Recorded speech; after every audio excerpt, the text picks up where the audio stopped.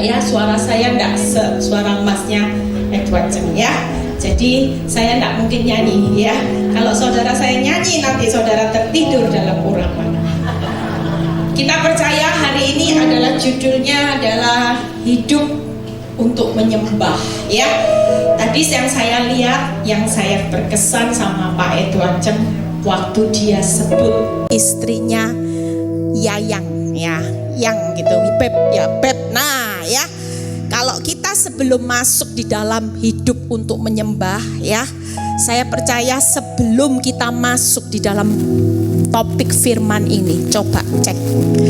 Saya percaya di sini ya, ada banyak ibu-ibu yang nulis di WhatsApp-nya bukan Beb tapi gorila karena suaminya menyebalkan, orang gila ya. Yang ada tulisan ini sebelum kita siapin hati untuk menerima firman, segera diganti. Semuanya diganti Beb. Walaupun tadi habis dimaki-maki, semuanya ditulis di depan. Beb Yayangku. Wah, tepuk tangan buat kemuliaan nama Tuhan. Loh, kita mau jadi penyembah ini hal yang sederhana. Yang sederhana aja kita tidak bisa melakukan buat Tuhan. Seringkali kalau kita jengkel sama suami, kalau transfernya suami berhasil terus, baru ditulis my sweetheart. Nah ya, Yayangku yang terbaik. Tapi begitu transfer berhasilnya ndak berhasil, mulai ditulis si pelit, si kikir, orang gila, orang yang tidak tahu diri dan sebagainya. Yuk, siapa yang mulai tulis hari ini WhatsApp-nya segera dirubah. Apapun bentuk suami kita, mau pelit, mau kikir, mau galak, mau apapun ya, baik kita menghadapi mertua juga jangan ditulis tua bangka ya. Jangan ditulis apapun. Kita sebelum masuk, kita mau beri hati kita untuk hal yang sederhana. Seperti Pak Edward Chen berkata, orang penyembah. Saya tadi waktu Pak Edward Chen cerita ya, saya benar-benar merinding karena semalam saya tanya sama Tuhan tentang topik khotbah. Waktu dia ngomong bagaimana hidup dalam penyembah, itu saya merinding karena persis seperti yang Tuhan taruh di hati saya tadi malam sekitar jam 10 saya mulai siap. Ya, jujur saya tadi malam ngantuk saudara, karena semua tema khotbah saya dirubah. Saya harus tidur lebih dari jam 12 lebih untuk menyiapkan semua ini, dan saya harus bangun tadi pagi, pesawat saya jam 6.30, saya harus bangun jam 5. Ya, 4:30 saya sudah bangun. Tapi saya percaya saudara, hari ini kalau kita punya hati untuk menyembah Tuhan, saudara tidak akan pernah hari ini minta apapun sama Tuhan. Orang mungkin berpikir hidup saya crazy. Dia bilang gini, kamu ini kurang kerjaan. Hidup buat Tuhan melayani sampai tidak masuk akal. Hari ini kemarin ya jujur, saya minggu ada di Singapura, Senin minggu di Singapura, Senin sudah balik di Jakarta, Jakarta langsung ke Jambi, saya dari Jambi saya langsung tadi pagi terbang Jakarta, besok hari saya harus di Surabaya, Surabaya harus Semarang, Semarang balik lagi Jakarta, saya harus temani anak. Kalau saudara pikir hidup ini capek, enggak? Capek, tapi orang dunia berpikir ngapain sih seperti itu gitu. Hidup itu punya uang nikmati Eli. Paling enggak kamu punya uang enggak usahlah kepentingan untuk jiwa-jiwa. Nikmati aja sendiri, jalan-jalan kek, ngabisin uang kek, buat shopping buat diri sendiri. Tapi ketika saya mengerti arti hidup, untuk hidup menyembah Tuhan, saya sudah bilang sama beberapa orang yang tanya, apa alasan untuk hidupmu hari ini? Memberikan segenap waktu. Karena saya sudah terlalu jatuh cinta sama Tuhan. Hidup saya hanya memikirkan jiwa. Ya, saya bersyukur Pak Edward Chen, saya pernah ke Sumba, walaupun jelek-jelek gini, saya sudah ke Sumba pelayanan 3 kali. Dan saya lihat Saudara tahu bonus yang Tuhan kasih pelayanan 3 kali, saudara mungkin kaget. Suatu kali saya ke Sumba, Pak, saya tuh batin gini. Orang bilang gini, nih hiwatu bagus loh gitu. Oh ya? Iya. Terus saya bilang gini, saya tuh ada pelayanan tanggal sekian. Coba ya bantu cek harganya berapa. Oke Bu, gitu ya. Namanya dicek nih hiwatu, saudara, dikasih harganya. 1 malam kira-kira 40 sampai 50 juta ya. Hah? Saya bilang gitu, 40-50 juta. Sudah enggak tidur nih hiwatu, enggak apa-apa. Saya tidur di rumah jemaat aja. Karena tiap pelayanan di situ hotel enggak bagus ya Pak. Restoran itu aja tanya, cuman ada 1 yang bagus. Di Gula-Gula itu loh, deket airport ya Pak ya. Sudah ya, sudah masih buka. Oh sekarang udah banyak. Dulu kalau saya makan itu cuma diajak di rumahnya jemaat, tidur di rumah jemaat. Makan itu enggak ada, sulit semuanya. Dalam hati saya, Tuhan jangan taruh saya di sini. Bisa kurus. Aduh, enggak ada apa-apa saudara. Terus kalau di Sumba ya, saya tidur tengah malam. Loh kok ada bayi nangis hampir malam. Saya tanya sama rumah yang punya rumah. Bukan Bu, itu babi lagi nangis atau lagi ya ampun. Memangnya di mana? Ternyata rumahnya orang Sumba itu bawahnya kandang babi. Itu uniknya saudara. Tapi Tuhan tuh baik. Saya bilang gini, Tuhan, saya kepingin loh tidur di Nihiwatu. Tapi kalau 50 juta enggak sudah. 1 malam cuman buat gitu aja 50 juta. Tapi Tuhan itu baik saudara. Tiba-tiba ada orang Sumba, dia bilang gini, Bu, ada voucher punyanya pejabat siapa? Ini tidur di Nihi, kamarnya itu yang 2 lantai. Hah? Ibu mau enggak voucher ini? Dalam hati saya, 1 lantai aja 40 juta. Lah kalau 2 lantai 80 juta, ya enggak mau. Saya bilang gini, tunggu, berapa dulu? Saudara tahu kagetnya luar biasa. Dia jawab saya, dia bilang ini, Bu, gratis sudah Ibu, cuman bayar apa gitu biaya apa sekitar 5 juta saudara. Langsung enggak pakai berpikir, langsung saya ambil 5 juta. Dan hari itu saya pelayanan terkeren, tidurnya di Nihiwatu. 2 lantai saya nikmati, makanya saya posting di Instagram saya naik kuda saudara. Padahal takut aslinya. Saya dibawa bapaknya, Bu ayo naik kuda Pak, kalau jatuh gimana? Enggak Bu, supaya fotonya keren naik kuda di laut. Padahal enggak seperti yang saudara bayangkan, airnya cuman pendek. Saudara percaya, kita hari ini punya Tuhan itu Tuhan yang besar. Saudara hari ini hidup itu enggak bisa diprediksi. Kemarin saya pergi sama anak saya yang sudah pelayanan sekolah Alkitab. Dia bilang gini, Mam, hari-hari ini ngeri ya Mam. Gereja yang cuman menawarkan teori kemakmuran, kenyamanan, pasti habis di akhir zaman ini. Nggak akan pernah bertahan lama. Dan dia bilang gini, Mama tahu ada satu pendeta. Hari itu dia bergumul 11 tahun untuk punya anak. Dan Tuhan kasih anak. Waktu lahir anak ini cuman bertahan 180 hari, setelah itu anak itu meninggal. Hamba Tuhan ini tetap jadi hamba Tuhan yang setia, enggak marah sama Tuhan. Sekalipun orang bilang gini, ngapain ya berdoa lama-lama bergumul minta sama Tuhan, pergumulan 11 tahun cuman diicipi 180 hari anaknya meninggal. Tapi yang namanya hidup, hamba Tuhan ini setia. Dia tetap memberikan hidup dan waktunya untuk menyembah Tuhan. Dia tidak pernah pikir apa yang jadi kepentingannya. Yang pasti sekalipun Tuhan izinkan semua yang buruk, dia tetap tahu Tuhan itu tetap baik.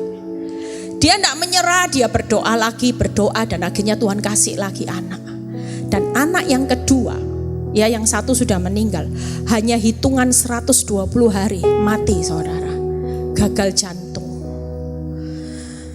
Hidup ini, anak saya cuma kasih pertanyaan seperti ini sama saya, Mami, kalau Mami Mami di posisi hamba Tuhan ini, Mami mau ngomong Tuhan itu apa? Dia mau tes mamanya.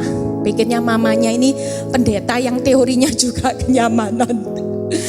Saya cuma bilang gini, apapun yang terjadi, kita tetap berkata, Tuhan itu tetap Tuhan yang baik dan Dia tidak pernah merancangkan kecelakaan.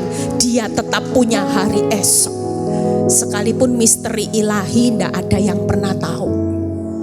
Jujur kalau hari ini saudara tidak lihat saya bonyok dulu 13 tahun yang lalu, tidak akan ada yang namanya victory ada buahnya.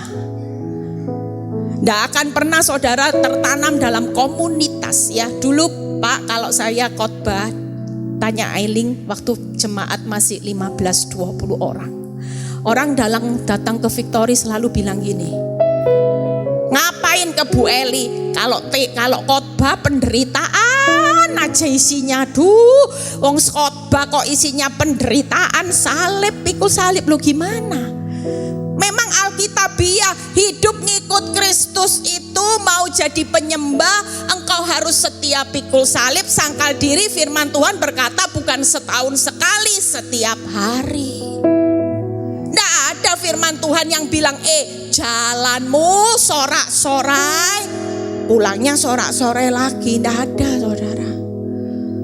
Kita jujur jadi anak-anak Tuhan hari ini, tidak ada yang tahu, tapi yang pasti hidupmu tidak akan pernah ditutup dengan air mata terus. Tapi saudara pada akhirnya akan ketemu sumber mata air, karena saudara punya sumber kehidupan, yaitu Yesus Kristus.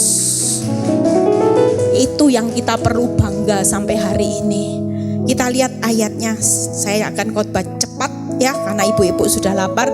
Nanti 2:30 kita akan nonton ini bagusnya luar biasa. Saudara akan belajar banyak dari seorang Abraham yang taat sampai menyerahkan segalanya buat Tuhan, dan Tuhan memberkati Abraham tidak segan-segan. Kisah Rasul 20 ayat 19. Kisah Rasul 20 ayat 19. Yuk, bagaimana hidup untuk menyembah Tuhan hari ini? Dengan segala rendah hati, lihat ya, aku apa?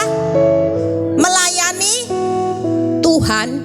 Dalam pelayanan itu aku banyak. Nah ini nih yang dikatakan. Siapa yang bilang ngomong ikut Kristus, melayani Tuhan, sudah memberi waktu, tenaga, uang, ternyata melayani Tuhan harapannya hentojen. Tidur nyaman, tidak ada masalah karena ditulis pelayan Tuhan, hamba Tuhan, masalah lewat. Tidak ada. Banyak orang tanya sama saya, Bu Eli, kenapa waktu kita jadi orang baik, kita justru makin terluka? Waktu saya jadi orang galak, Bu Eli, saya raja tega sama orang, saya galak, saya tidak pernah terluka rasanya. Orang kelihatan takut tuh sama saya. Tapi waktu saya mau jadi pelaku firman, saya mau jadi orang baik, saya mau jadi orang mengampuni, justru yang jahat itu datang, Bu Eli. Oh jelas. Orang kalau mau jadi baik, iblis itu tidak suka saudara jadi baik. Lah kalau orang sudah sama jahatnya, iblis bilang gini, yuk gandengan tangan follower. Sama kamu sejalan dengan aku, tidak perlu orang jahat. Kamu sudah jahat, kamu sudah jadi followerku. Tapi waktu kita mau jadi orang baik, pasti yang jahat itu banyak terjadi. Kenapa? Karena iblis tidak mau saudara dan saya untuk jadi orang baik. Iblis maunya saudara tetap tinggal. Itu lihat, banyak bercucuran mencucurkan air mata, dan banyak lagi ngalami apa saudara? Pencobaan dari pihak orang Yahudi yang mau membunuh aku. Makanya hidup untuk menyembah hari ini 3 hal yang saya rangkum. Kita punya hati, sikap hati sebagai penyembah, bukan hanya saudara pinter nyanyi seperti suara emasnya Edward. Walaupun kita hari ini tidak punya suara emas, tapi engkau punya hati yang rendah hati. Engkau bilang gini, Tuhan aku mau setia sama Tuhan. Itu tadi gandengannya. Orang setia percaya itu tidak bisa dipisahkan. engkau jadi penyembah Tuhan, kita rendah hati. Kenapa? Karena kita ini cuma hamba. Yang punya hari ini karunia apapun, mau sekaya sehebat apapun, hari ini engkau bisa khotbah, hari ini engkau bisa nyanyi, kita ini cuma hamba, pelayan, murid yang siap untuk rela. Hari ini rela untuk banyak bercucuran air mata dan banyak mengalami pencobaan. Kira-kira dari 3 ini enak enggak? Orang belajar rendah hati itu enggak enak loh. Dikatai apapun, dihina, dimaki-maki. Orang rendah hati bilang gini, aku cuman pelayan, aku cuman debu. Kamu mau ngatain aku bego, kamu mau ngatain aku bodoh, kamu mau mengatai apa, ya aku tetap belajar rendah hati. Biarin. Jangan ketika engkau rendah hati, gara-gara dikatai orang, engkau balas sehingga di hadapan Tuhan engkau jadi orang yang tinggi hati. Yang kedua, banyak bercucuran air mata, banyak mengalami pencobaan. Semua ini tidak enak. Kalau bisa ya Tuhan, hidup sekali di dunia, maunya jangan banyak air mata. Maunya ketawa-ketawa, tidak usah ngalami cobaan. Tuhan, jalan tol enak tiap hari.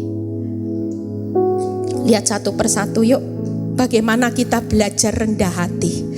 Kisah Rasul 20 ayat 24. Bisa dibuka ayatnya terlebih dahulu.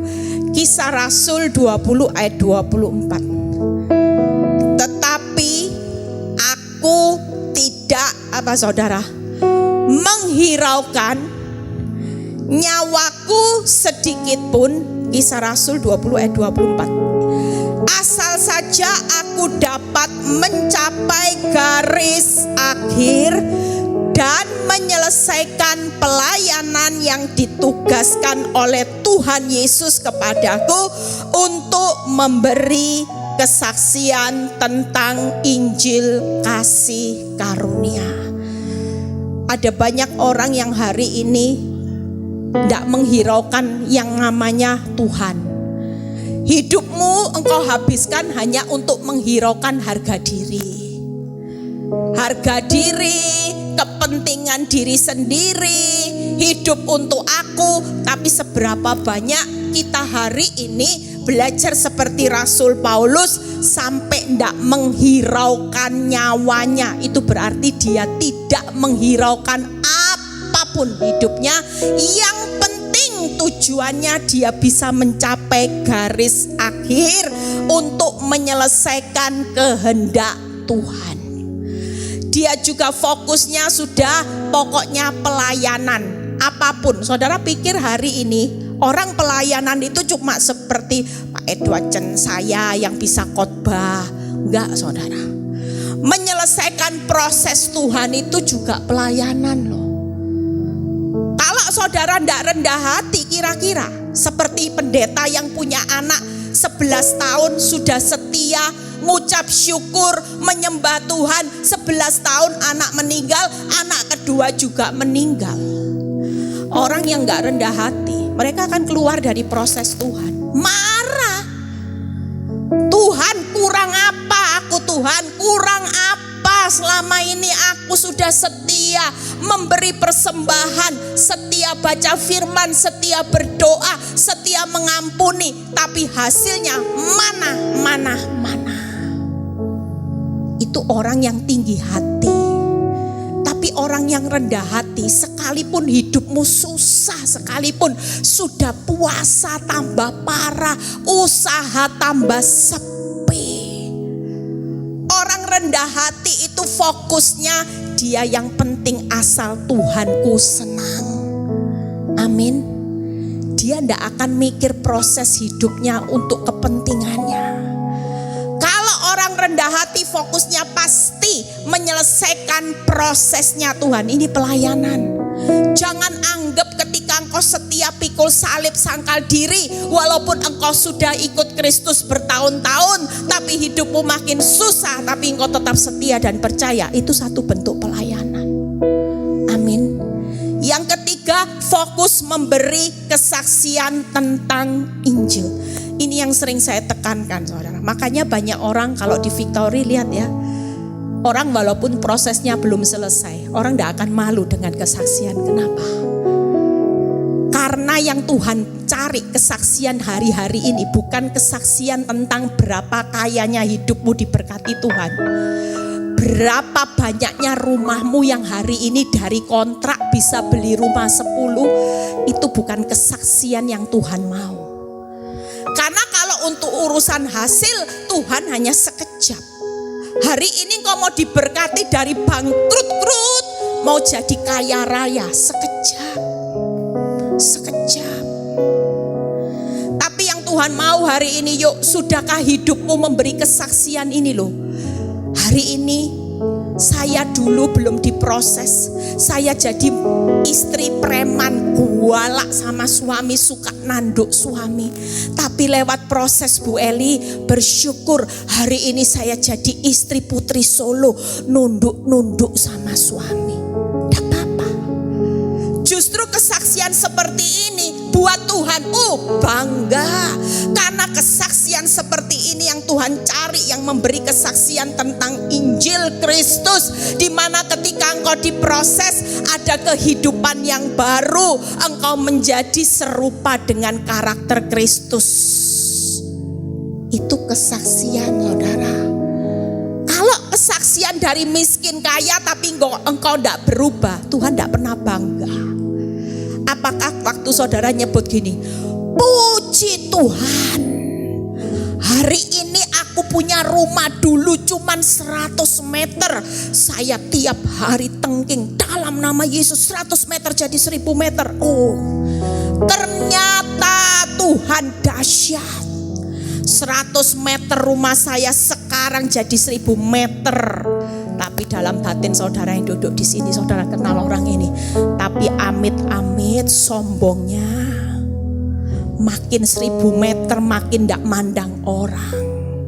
Kira-kira buat Tuhan happy enggak? Tuhan bangga enggak? Tidak akan pernah jadi satu kebanggaan. Tapi sekalipun hidupmu di dalam hal yang susah, tapi ketika Tuhan lihat kesaksian tentang Injil, semakin hari engkau menghidupi Injil, Injil yang kau pegang, dan itulah kesaksian yang membuat hati Tuhan disenangkan. Amin, saudara. Jangan pernah takut untuk bersaksi ya. Nanti malam ada kesaksian juga, ikut ya Zoom. Yang berikutnya, jadi 3 hal ya. Fokus kepada kehendak Tuhan sampai akhir, menyelesaikan prosesnya Tuhan, dan memberi kesaksian tentang Injil. Jadi hari ini sekalipun saudara tidak perlu kesaksian di depan mimbar, tapi pastikan orang sekitarmu sudah melihat ada kesaksian tentang Injil. Dari caramu bicara. Dulu kalau bicara suka maki orang, sekarang bertobat. Dulu galaknya amit-amit sama suaminya, sekarang kalau panggil suaminya Beb. Nanti praktek ya seperti Edward Chen praktek. Kalau ketemu suaminya semua bilang Beb gitu ya. Yang panjang bila perlu Beb gitu. Sambil ngerok-ngerok sedikit. Percayalah nanti akan dibelikan hadiah yang luar biasa. Amin. Amin.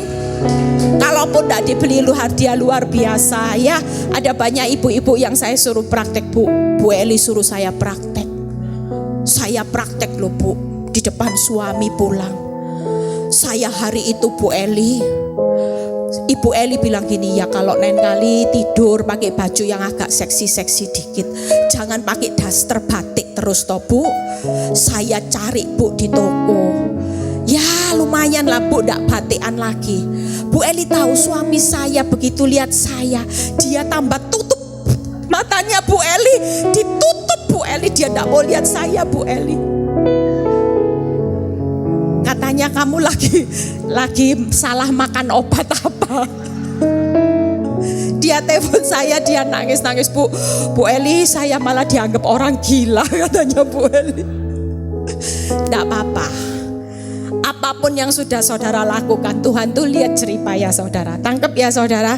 Yuk kita lihat bagaimana hari ini banyak bercucuran air mata. Kita baca 3 hal saudara. Kalau kita hari ini banyak bercucuran air mata, jangan berpikir saudara ini orang yang berdosa. Seringkali ketika kita jatuh dalam berbagai-bagai pencobaan, ada banyak penghakiman yang bilang gini, makanya koreksi hidupmu.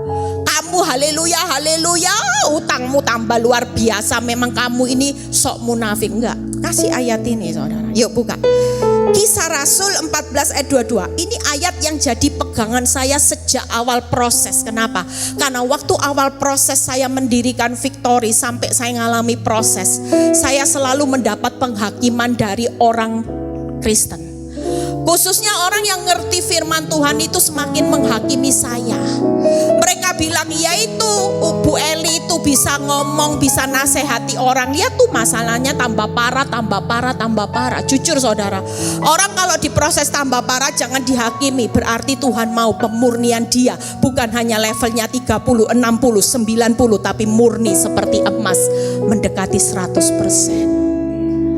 Orang kalau makin dimurnikan level imannya, oh jelas. Orang murni level iman tuh orang yang sudah tidak berjalan. Jujur hari-hari ini saya cuma ngomong sama orang-orang. Saya kalau lihat orang konseling hari-hari ini tuh, Chunling yang selalu ada di pinggir saya itu kalau di Jakarta, dia tahu. Karena dia selalu jemput saya. Dia dengar sampai dia ngeri lihat orang-orang konseling. Serem saudara. Hidup ini tidak ada yang tahu. Tapi satu hal saya cuma ngomong buat saudara semua yang datang tempat ini, akhir zaman. Saya pernah sempat bertanya sama Tuhan, Tuhan kenapa setiap anak-anak Tuhan harus melewati masa yang tersulit? Kenapa Tuhan? Dan Tuhan kasih jawabannya. Tuhan cuma bilang gini, karena aku mau setiap anak-anakku hari ini melatih hidupnya dengan percaya dan percaya. Sesuatu yang saudara lihat yang menentukan hidupmu, tapi sesuatu yang saudara percayai itulah yang menentukan hidupmu pada akhirnya. Amin saudara. Hari ini hidupmu susah, tapi ketika engkau bilang gini, aku percaya. Tak tahu Tuhan gimana caranya aku bisa menjalani hidup di masa tersulit. Yang penting aku cuman percaya dan percaya bahwa Engkau adalah Alfa dan Omega. Engkau yang sudah pegang hari esokku, masa depanku, semua yang terbaik, yang terindah, janjimu pasti digenapi. Jujur, itu yang senyatanya akan menentukan hidupmu sungguh-sungguh. Kalau saudara hidup hari ini tidak ada pilihan lain di masa sukar, ini waktunya pembuktian hidup hanya percaya. Hari ini orang yang bisa hidup dengan percaya, orang yang bisa melewati masa-masa sukar, percayalah. Makin banyak melihat, imanmu akan semakin kecil. Karena yang kau lihat semakin rumit nanti, semakin sulit, semakin sukar, semakin tidak ada dasar untuk berharap. Tidak ada lain selain kita membuktikan ketika kita percaya dan Tuhan perhitungkan itu sebagai kebenaran, maka saudara akan lihat, jadilah menurut iman. Amin. Yuk kita lihat bagaimana Kisah 14 ayat 22. Jadi hari ini kalau saudara dihakimi, kasih ayat ini. Di tempat itu mereka menguatkan hati murid-murid dan menasehati mereka supaya mereka, apa saudara, hari ini kita perlu apa? Senjata kita untuk kuat bertekun di dalam iman. Lihat, dan mengatakan bahwa untuk masuk dalam kerajaan Allah kita harus mengalami sedikit sengsara, sedikit banyak.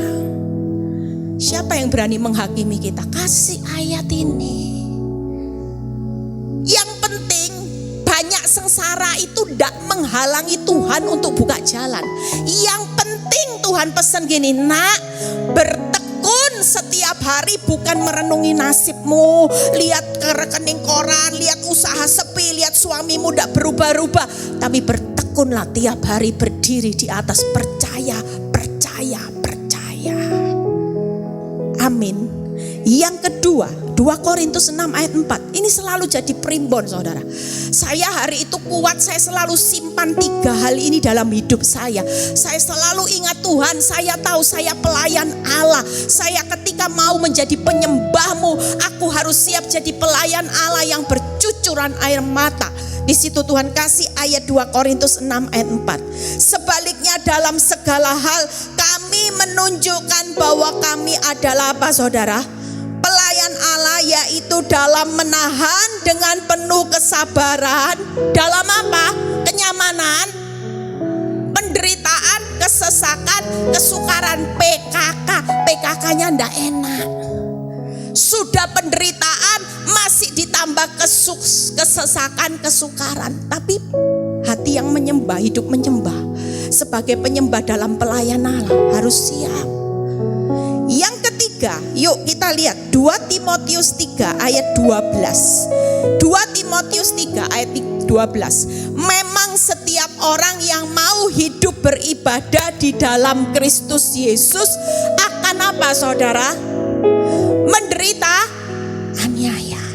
Berapa banyak saudara, jangan mikir aniaya fisik dulu. Jujur banyak anak Tuhan yang hari-hari ini bunuh diri, putus asa. Khususnya istri-istri. Dianiaya secara hati, dianiaya pikiran, tiap hari diintimidasi. Ada banyak istri yang mau bunuh diri karena tiap hari suaminya sakiti hidupnya. Sudah disakiti masih dikatakan, aku tidak cinta kamu, kamu istri yang tidak berguna, aku tidak bakal balik sama kamu, aku sudah belenek-nek lihat wajahmu, kamu jangan mimpi aku bisa kembali kepadamu. Oh, itu intimidasi, penyiksaan saudara. Tidak disiksa secara fisik, tapi pikiran saudara disiksa. Tiap kali saudara kirim pesan buat suamimu, sesuatu yang saudara kirim pesan baik tapi dibalesnya luar biasa. Apalagi banyak istri-istri yang nangis kalau tengah malam karena saudara tahu yang bales WhatsApp suaminya itu wanita tobat, pelakor. Kalau sudah dikirim dibales sama wanita tobat, itu kata-katanya menyakitkan. Kamu itu sudah tidak dicintai lagi, jangan ngemis cinta, ngaca dirimu, kurang ajar enggak saudara? Itu buat penganiayaan pikiran, hati. Tapi percayalah, jangan pernah berkecil hati. Jangan iri sama pelakor saudara. Jangan iri sama orang jahat yang hari ini kelihatan ada di atas angin. Senyatanya kita hari ini adalah hidup sebagai murid Kristus. Hari ini kita adalah orang yang mau beribadah. Orang beribadah itu orang yang makin intim sama Tuhan. Orang makin dekat sama Tuhan itu iblis semakin datang, tidak gencar, tidak penganiayaannya. Oh jelas, karena begitu hati dan pikiranmu teraniaya, luka pikiranmu mulai stres, berpikir negatif, engkau tidak mungkin punya kedekatan intim sama Tuhan. Orang yang sudah intim sama Tuhan, dekat, itu yang hatinya selalu berkata, Tuhan, aku mau ngampuni. Aku mau dikatain istri tidak tahu diri, mukanya jelek sekalipun tidak apa-apa. Aku tetap berharga, mulia, aku cantik di hadapanmu. Orang yang punya mental seperti ini, kalau nyembah Tuhan enak. Coba saudara mengasihi diri sendiri karena disiksa pikiran hati. Mungkin dari kata-kata mertua, orang sekitarmu yang tiap kali mengintimidasi hidupmu. Sudahlah, memang hidupmu ya seperti ini, terima aja nasibmu, terima aja. Kira-kira bisa enggak intim? Enggak. Saudara akan terus berdiam diri dengan merenungi apa yang terjadi. Jadi kasih 3 ayat, buka PowerPoint-nya 3 hal. Setelah itu yang terakhir, poin terakhir kita selesai ya. Buka 3 hal. Yang pertama yaitu murid dengan iman yang teguh. Murid dengan iman yang teguh akan alami apa saudara? Banyak sengsara. Orang mau menyembah hidup buat Tuhan itu siap jadi murid. siap jadi pelayan Allah yang sabar menderita kesesakan, kesukaran, dan orang yang beribadah yang intim akan siap alami aniaya. Tapi pastikan kalau hari ini kita dianiaya pikiran dan hati, apa yang firman Tuhan katakan, hendaklah pikiran dan perasaan Kristus tinggal dalam hidupmu. Bukan pikiran kita lagi, bukan perasaan kita yang disakiti, dibuang semua. Pikiran Kristus, pikirkan yang manis, yang baik, yang sedap didengar, yang mulia, yang baik-baik. Tuhan, tidak apa-apa, suamiku lagi hari ini ya sudahlah sekolah Alkitab, sekolah kehidupan belum lulus, tidak apa-apa, nanti S1 belum lulus, perpanjangan waktu S2, S3, sekolah Alkitab summa cum laude, nanti lulusnya jadi hamba Tuhan yang luar biasa, luar biasa. Amin. Tepuk tangan buat kemuliaan nama Tuhan. Kalau itu jadi pikiran kita, maka percayalah Tuhan melakukan jauh lebih banyak dari apa yang saudara dan saya pikirkan. Yang ketiga tadi apa saudara? Orang beribadah intim. Yang terakhir, yuk pemain musik boleh segera naik. Banyak alami pencobaan, buka di Sakaria 13 ayat 8 sampai 9. Jangan pernah takut, ini sudah akhir zaman. Siapkan diri kita hari ini. Tidak tahu, orang ada yang banyak hal yang hari-hari ini yang saya dengar ya. Saya tuh sampai ngeri loh saudara. Benar kalau terima konseling tuh kaget-kaget loh. Hari ini saudara tahu yang banyak konseling ibu-ibu itu gini, Bu, saya mendapati suami saya selingkuh dengan sesama jenis. Saudara kaget gak ya, hari-hari ini iblis itu bisa merusak manusia seperti itu. Orang sudah bukan selingkuh dengan lawan jenis, tapi selingkuhnya sesama jenis. Berarti sudah punya anak, Bu? Sudah. Saya sudah punya anak 3 dan baru ketahuan bahwa suami saya itu punya kelainan hari-hari ini. Dulu masih normal. Saudara lihat ya, gaya hidup dunia hari ini banyak yang dikopi. Orang menganggap semua yang menurut Tuhan itu tidak melawan kebenaran, tapi di situ mulai dilegalkan. Kita anggap ini, orang tanya, ini orang Kristen Bu, suami? Oh iya, baca firman Tuhan sudah katam loh Bu. Haleluya, puji Tuhan tiap hari Bu. Saya heran. Hari ini belajarlah. Jujur kemarin saya bahas waktu saya perjalanan pelayanan, sebenarnya hidup ikut Kristus itu simple. Waktu Yesus lahir, hukum Taurat itu cuma disingkat jadi 2, yaitu apa? Mengasihi Tuhan Allahmu dengan segenap hati, jiwa, dan mengasihi manusia. Saudara kalau jujur mengasihi Tuhan Allah dengan segenap hati, apa yang paling respon, yang paling harus saudara lakukan kalau saudara mengasihi tulus? Orang mengasihi Tuhan itu pasti benci dosa. Anggap loh saudara. Tidak ada orang bilang mengasihi Tuhan tapi saudara senang tinggal dalam dosa. Itu tanda tanya, tanda seru. Orang kalau bilang mengasihi Tuhan, otomatis dalam hidupnya dia akan benci dosa. Alergi sama dosa Bu ya? Oh jelas. Kalau engkau mengasihi Tuhan, kau tahu musuh Tuhan itu dosa, kau akan berhenti. Berhenti jadi istri yang preman, dominan, yang suka maki, suka menghakimi, berhenti suka marah, semuanya akan berhenti saudara. Lihat akhir zaman dia, maka di seluruh negeri demikianlah firman Tuhan, 2/3 daripadanya akan dilenyapkan, mati binasa, tetapi 1/3 daripadanya akan tinggal hidup. Lihat ayat ke-9-nya ini. Aku akan menaruh yang hidup 1/3 itu dalam apa saudara? Api. Lihat ya, baca ya. Yang 1/3 dalam api, dan akan memurnikan mereka seperti orang memurnikan perak. Aku akan menguji mereka seperti orang menguji emas. Mereka akan memanggil namaku. Aku akan menjawab mereka. Aku akan berkata, mereka adalah umatku. Dan mereka akan menjawab, Tuhan adalah Allahku.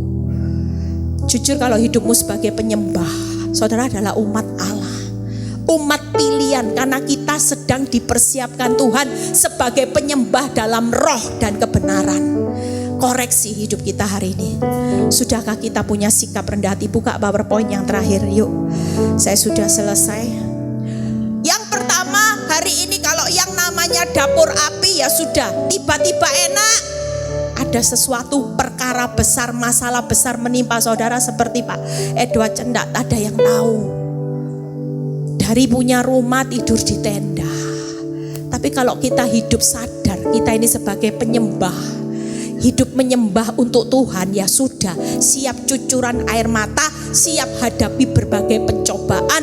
Saudara akan bilang ini, ya sudah, ini dapur apiku. Karena ini ujian akhir, aku tidak mau lolos dari masalah, tapi aku harus lulus sampai masuk dalam kerajaan surga. Berapa banyak orang hari-hari ini hanya kejar lolos dari hutang, lolos dari pelakor, lolos dari sakit. Tapi saudara tidak pernah pikir hari ini kenapa Tuhan izinkan masuk dapur api, supaya saudara hari ini ngalami pemurnian seperti Sadra, Mesah, Abednego. Yang kedua, siap masuk dapur penyucian. Ini penguin salah ini nulisnya. Dapur pemurnian ya seperti emas ya, yaitu siapa? Ayub. Yang kedua, siap keluar. Itu tadi Pak Edward bilang, keluar dari zona nyaman. Tidak ada orang yang dipakai Tuhan sebagai penyembah, sebagai murid pelayan Allah, hidupnya ada di zona nyaman. Oh, tidak mungkin. Coba tanya Pak Edward, bonyok duluan tidak sebelum dipromosiin Tuhan? Oh, jelas. Saya hari ini kalau hidup dicintai mati terus sama suami, tidak diselingkuhi, tidak mungkin mau melayani Tuhan. Oh, sosialita Pak, saya dulu sosialita. Jadi hidupnya dari sosialita bonyok. Sekarang sudah mulai. Kenapa? Karena Tuhan mulai bawa Ibu Eli yang dulu bukan siapa-siapa, bisa khotbah tanpa sekolah Alkitab. Seperti Pak Edward bilang, saya ini orangnya bodoh ya Pak, bodoh tadi. Kalau saya memang bodoh Pak, maaf Pak. Saya orang ibu yang saya cuman berpikir gini, tidak mungkin loh Tuhan pakai saya. Wong orang bodoh seperti ini, gaptek, tidak bisa apa-apa, tidak bisa khotbah, tidak sekolah Alkitab, tidak suka apa-apa. Kalau Tuhan pilih hidup saya, itu semata-mata karena hati saya mau menyembah, mau hidup rendah hati, siap bercucuran air mata, siap alami pencobaan. Yuk bangkit berdiri. Saudara percaya hari ini pulang dari tempat ini, yuk tidak usah berikan apa-apa, tidak usah minta apa-apa sama Tuhan. Mulai katakan buat hidup saudara, buat Tuhan, aku tahu ini sudah akhir zaman. Aku mau memberikan hidupku untuk menyembah. Aku mau hidupku dalam proses hidupku. Ini waktunya aku memberi hidup yang terbaik. Saudara jangan berikan yang akhir zaman. Hari ini penilaian Tuhan jalan. Orang kalau di zona nyaman, hidupnya pasti kasih Tuhan itu separuh-paruh, kasih ampas. Seberapa banyak waktu saudara hidup di zona nyaman, enak, usahamu rame, semuanya nyaman. Kasih Tuhan tuh ampas kan? Tapi waktu hari-hari ini yuk, hidupmu di tengah masalah, Tuhan mau kita berikan totalitas, bukan berikan uang. Uang sudah tidak ada, tidak apa-apa. Berikan yang terbaik dalam hidupmu hari ini. Rendah hati. Kita mau berkata, Tuhan aku siap bercucuran air mata buat Tuhan. Siap mengalami pencobaan, berbagai-bagai pencobaan. Sampai kapanpun aku tidak akan protes. Tapi aku siap jalani proses, bukan protes. Amin. Yuk. Ku mau memuji, ku selalu pujimu, ku mau menyembahmu, ku selalu ambil sikap untuk masuk dalam hadirat Tuhan. Ini waktunya Tuhan melihat setiap kerinduan hati saudara. Berikan yang terbaik di sisa hidupmu. Jangan berikan ampas buat Tuhan. Ku mau memujimu, ku selalu pujimu. Katakan Tuhan, aku mau selalu memuji, menyembah-Mu dalam segala hal.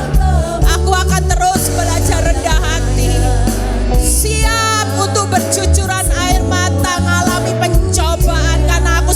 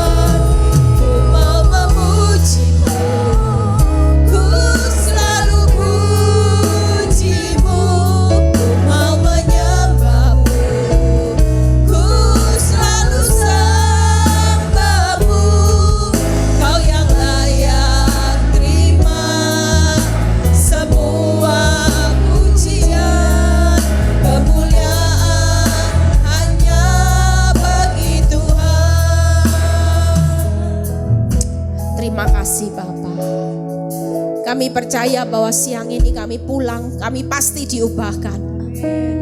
Kami mau bawa hati yang menyembah kepada Tuhan. Jadikan kami penyembah-penyembah-Mu di akhir zaman.